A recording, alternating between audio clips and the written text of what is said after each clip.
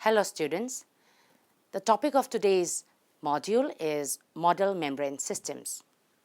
In this module, we will learn about different model membrane systems, the relevance or rationale for developing these membrane systems and their applications briefly. As we go along, we will also discuss the techniques that have been employed to develop these systems. The most basic function of biological membranes is to define a boundary, whether between or within cells and organelles. Biological membranes vary tremendously in composition, even within a eukaryotic cell, and their organization must be dynamic in order to mediate and modulate conformational changes, signaling, trafficking, and recognition. The study of properties of the biomembranes is rather difficult due to small size of the cell, small thickness, considerable inhomogeneity, and anisotropy. In addition, it is difficult to study separately the properties of the lipid bilayers and influence of proteins to the bilayer. Because they play such a fundamental role, and because natural membranes are so complex, many different model systems have been created in vitro that retain the essential lipid bilayer structure, but simplify the system so that the roles of individual components can be assessed and that their organization and dynamics can be visualized. Biophysical and biochemical studies of the membrane properties have been performed on various models of membrane structure, such as lipid monolayers, multilayers, liposomes, etc. Historically, the first models of membrane structure were the lipid monolayers that played considerable role in establishing the bilayer nature of biomembranes at the first third of the 20th century. The stable bilayer lipid membranes have been reported in 1962 by Mueller and co-workers. Finally, in 1965, Bangham with co-workers discovered the liposomes, which has become most popular and widely used model system for the study of biomembranes. Further, lipid membranes on a solid support have been reported by McConnell et al. In 1988. Now let's study the lipid monolayers. Lipid monolayers are formed spontaneously at an air-water interface. This is due to the amphiphilic nature of the lipids. When lipids are dissolved in a non-aqueous volatile solvent and introduced onto a polar liquid surface, the solvent will evaporate, leaving the lipid molecules oriented at the liquid-gas interface. The polar head groups pull the molecule into the bulk of the water, and the hydrophobic chains are oriented into the air. Sweeping a barrier over the water surface causes the molecules to come closer together and eventually to form compressed and ordered monolayer, much like forcing together balls on a billiard or pool table. The formation of thin oil films on an air-water interface has been firstly reported in 18th century by Benjamin Franklin, when he dropped a teaspoon of oil onto a pond and noticed that the waves spread over half an acre were calmed almost instantly. Considerable progress in studies of monolayers has been achieved thanks to the work by Irving Langmuir. Langmuir studied the relationship between the pressure and area on an aqueous surface. Further, Catherine Blodgett, who worked with Langmuir, developed the technique of transferring the films onto solid substrates. It is a simple method to create a phospholipid monolayer at an air-water interface. Basically, a desired amount of lipid or lipid mixtures are dissolved in organic solvents such as chloroform or chloroform ethanol mixtures formed by spreading the lipid solvent mixtures on the water surface. By evaporating out the solvent, the phospholipid molecules self-assemble vertically as a monolayer film at the air-water interface, with their hydrophilic head groups immersed in the water and the hydrophobic tail pointed into the air. The phospholipids form stable monolayers at an air-water interface. If the monolayer is composed of the mixture of different phospholipids, then, depending on the structure of the phospholipids, the monolayer could be less or more densely packed. This technique is one of the most common approaches used to study the membrane protein structure and activity. This method has been extensively used for more than a century. Reconstitution of membrane proteins helps obtain further information on their organization and structure in the Langmuir membrane. A major advantage of using the Langmuir monolayer system is that parameters such as thickness, surface pressure, molecular area, and subphase thickness can be well controlled. However, a limitation of the Langmuir monolayer is the lack of a layer comparing to the natural cell structure or bilayer, and the high surface tension of water can cause protein denaturation. Despite this limitation, there are several successful studies using this approach. Binding of transmembrane proteins like rhodopsin, bacteriorhodopsin, and gramicidin have been successfully reconstituted and studied in monolayers at the air-water interface. Also, phospholipid monolayers are simple model membrane systems that are perfectly suited to study the binding of peripheral proteins onto a membrane surface. Monolayer technique allows us to study not only pure lipid monolayers, but also their mixtures with proteins and short peptides and the mechanism of protein-lipid interaction. Now let's study the planar lipid bilayers. Bilayer lipid membranes or black lipid membranes. Ever since it was discovered that biological membranes have a core of biomolecular sheet of lipid molecules, lipid bilayers have been a model laboratory for investigating physicochemical and functional properties of biological membranes. Stable bilayer lipid membranes, or BLM, have been reported in 1962 by Mueller and co-workers. Due to amphiphilic nature of phospholipids, they spontaneously form lipid bilayers in a water phase. In 1972, Montal and Mueller proposed a method of formation of the BLM from monolayers. According to this method, the Teflon cup divided by the wall with circular hole of a diameter approximately 0.3 millimeter is filled with electrolyte just below the lower orifice. Then the small amount of lipid dissolved in chloroform is added at water surface at both the compartments of the Teflon cup. After the chloroform is evaporated, the level of the water phase is increased by slow addition of electrolyte using syringes. As soon as the level of the electrolyte surpasses the upper orifice of the hole, the BLM is formed. Also known as black lipid membrane, the term black refers to the fact that they are dark in reflected light because the membrane is only a few nanometers thick. The light reflecting off from the back face destructively interferes with the light reflecting off from the front face.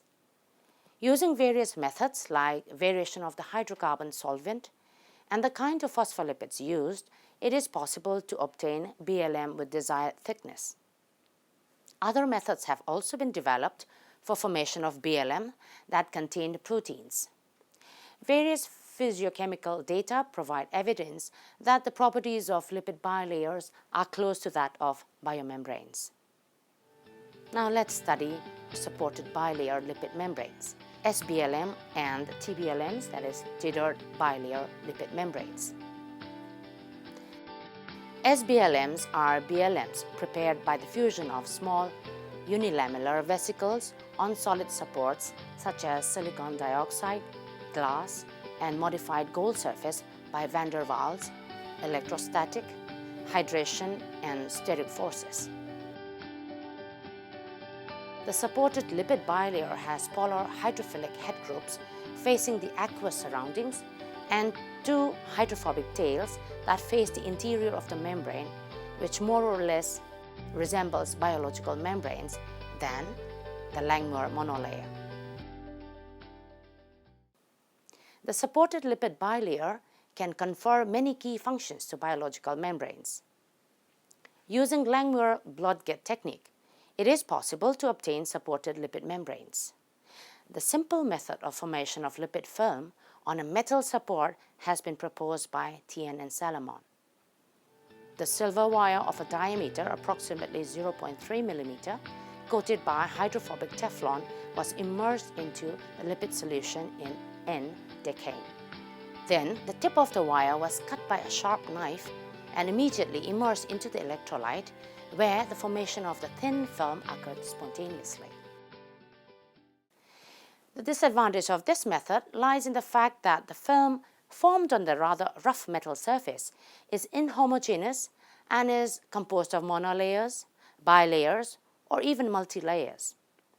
Application of DC voltage during film formation resulted in improvement of the film characteristics, and the membrane became more homogeneous.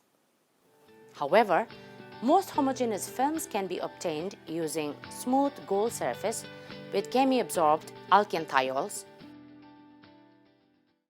According to this method, the surface of the gold is accurately cleaned and then immersed in a solution of alkane thiol. A second monolayer can be formed by immersion of the gold electrode into the lipid solution by Langmuir Blodgett technique or by liposome fusion. The supported lipid membranes are considerably more stable than BLM.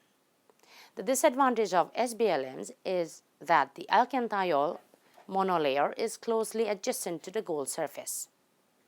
Therefore, it is impossible to incorporate large integral proteins into these membranes, and also impossible to use these membranes to study the mechanism of ionic transport due to lack of water phase between the bilayers and gold.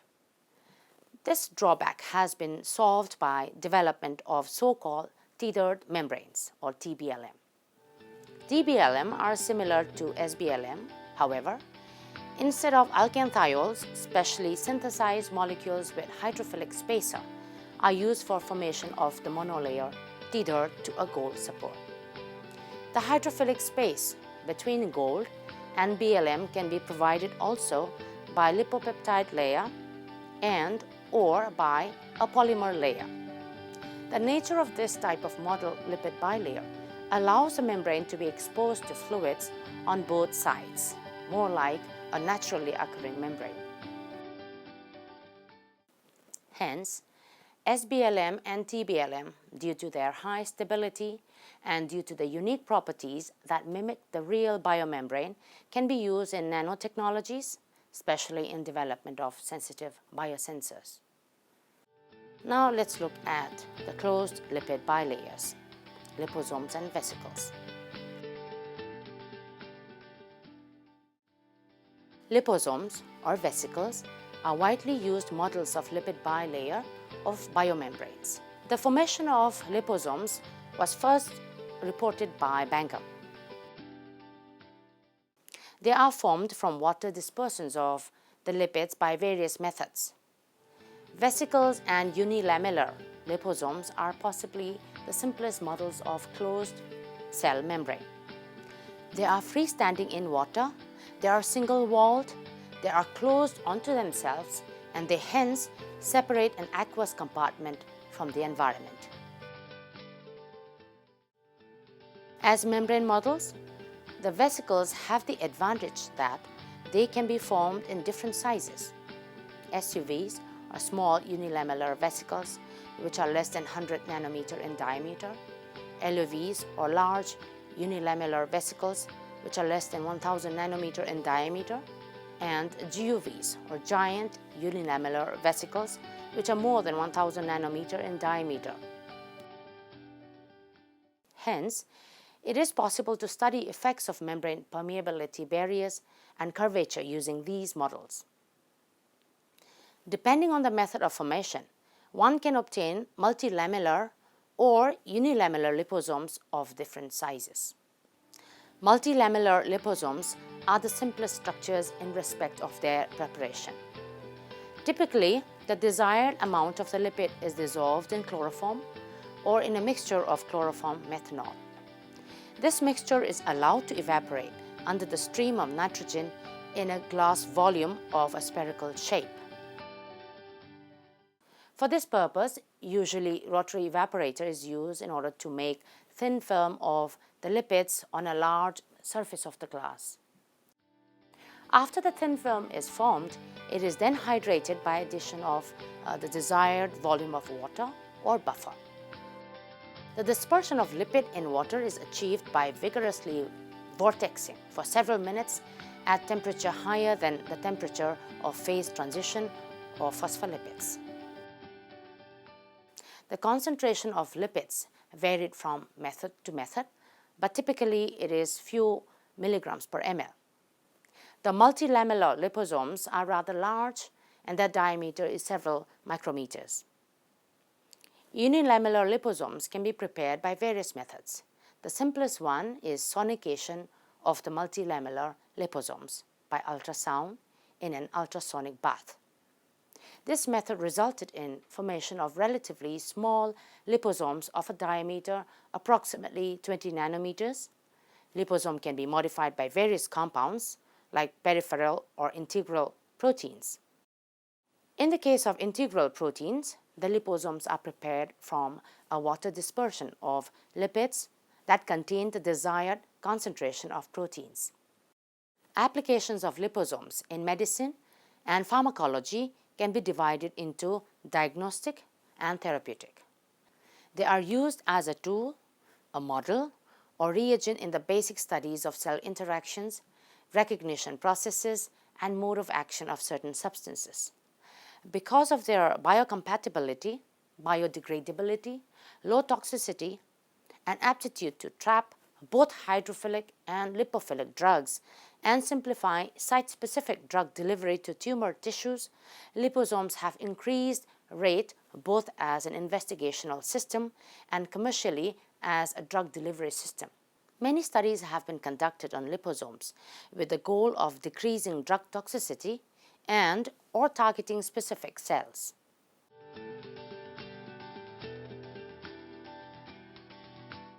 Let's conclude with these following points.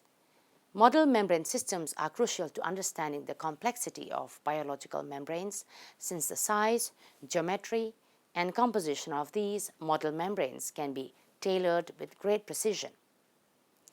Experimental membrane models continue to advance in complexity and insights into essential biological processes such as membrane fusion and trafficking, signaling, cell-cell recognition, and organization into tissue, as well as insight into the origins of life and the creation of entirely artificial entities that may exhibit essential features of living systems.